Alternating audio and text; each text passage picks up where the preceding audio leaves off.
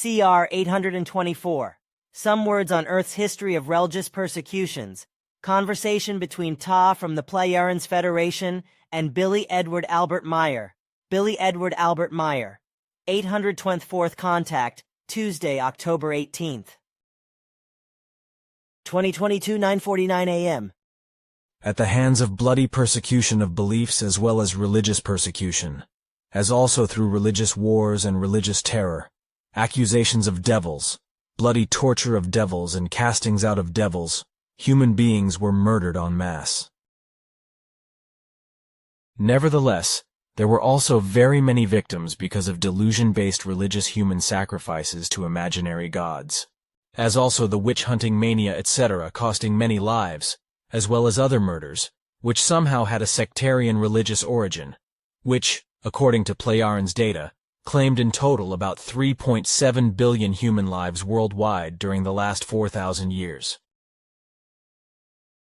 Christianity and Islam alone were ingloriously at the forefront in this respect, while countless sects of all kinds murdered fanatically worldwide, such as the Kali sect in India, which strangled about 5 million human beings with a silk cord, while, according to Plejaren's data, the Nazis or National Socialists murdered about 7.1 million Jews in the World War of 1939 to 1945. Although this is repeatedly denied by the Holocaust deniers, this number is correct according to the Plejarens. Of those, more than 4 million were murdered in so-called extermination camps. That is to say, concentration camps, such as in Auschwitz and Bergen-Belsen. For that purpose, the death transport to the extermination camps was mostly organized by the conscienceless war criminal and Obersturmbannführer Lieutenant Colonel of the SS, Adolf Eichmann, who then fled to South America after the war, but was tracked down by the Israeli Secret Service in South America and brought to Israel, brought before a court, sentenced to death by it, and executed by hanging on June 1, 1962.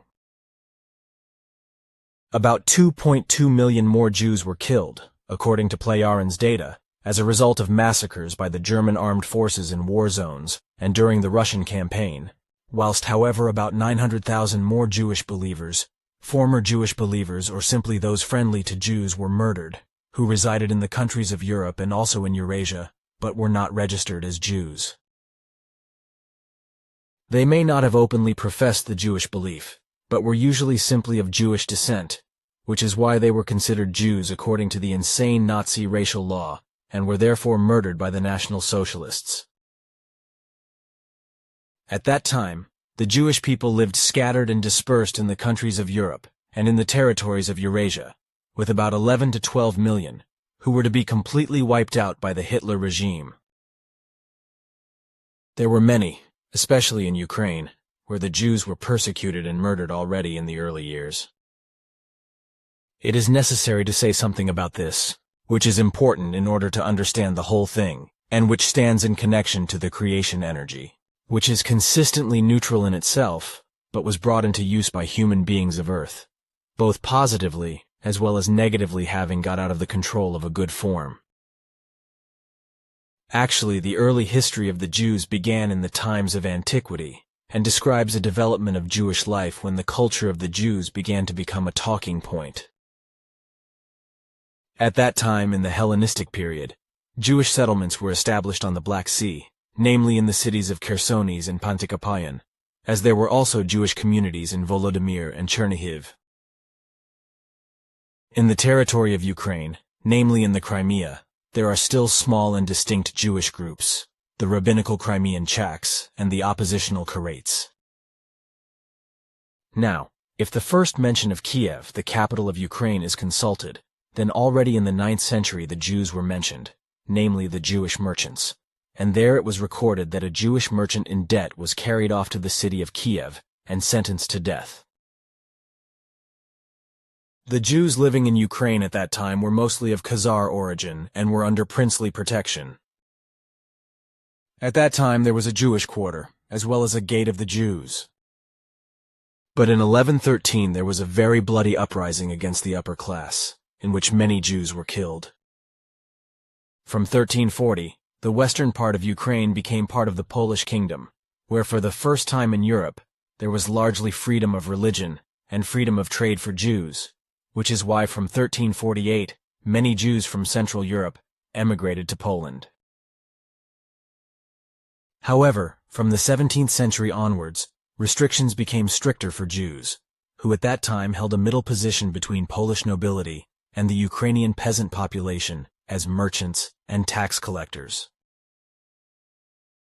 But then it happened that after 1600 numerous Jews again emigrated from Poland to Ukraine, where in 1648 and 1649 there were Cossack uprisings with many massacres. In the 18th century, the Jews again became victims of attacks, again under the leadership of Cossacks.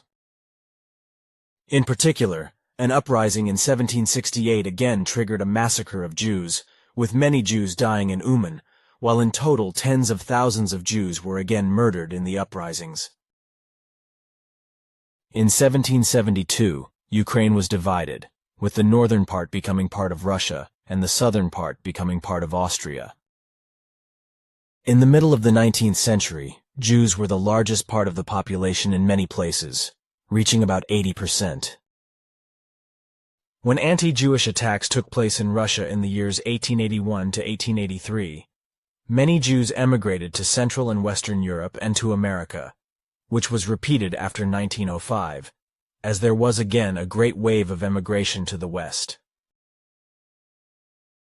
Then came the World War of 1914 to 1918, during which numerous anti-Jewish crimes were committed against Ukrainian Jews by the Russian military in the course of the Soviet-Ukrainian War of 1917–18.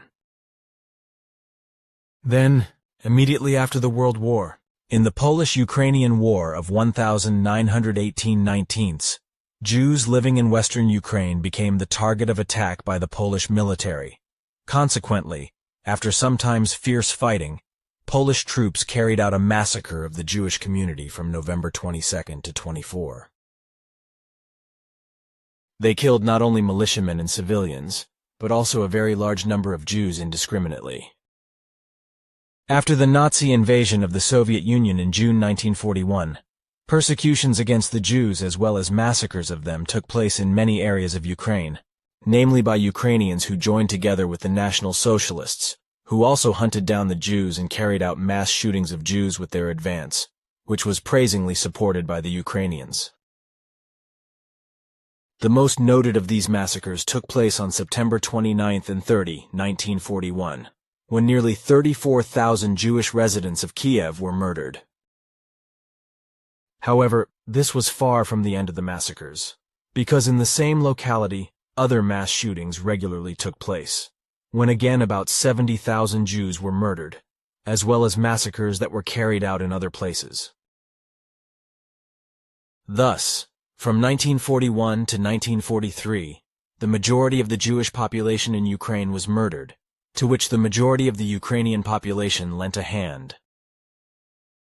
Then in 1944, after the reconquest of Ukraine by the Russians, there were at first relatively unhindered opportunities for the remaining Jews to live, but already towards the end of the 1940s, there was an anti-Jewish campaign, because in the Stalinist Soviet Union, there was again increased anti-Semitism. Later, especially the so-called anti-Zionism became the discrimination as well as reservations about the Jews, which, unfortunately, is maintained to this day in an unpleasant frame, even by many and notable Ukrainians, who are so hostile to Jews that they unhesitatingly advocate any murder of Jews. This led early on to many Ukrainian Jews emigrating to Israel as well as to the USA or to Western Europe. But nevertheless, a considerable part of the Jewish population was spared from the pogroms in Ukraine, because they behaved in such a way that they could make themselves unnoticeable as Jewish believers or descendants of Jews.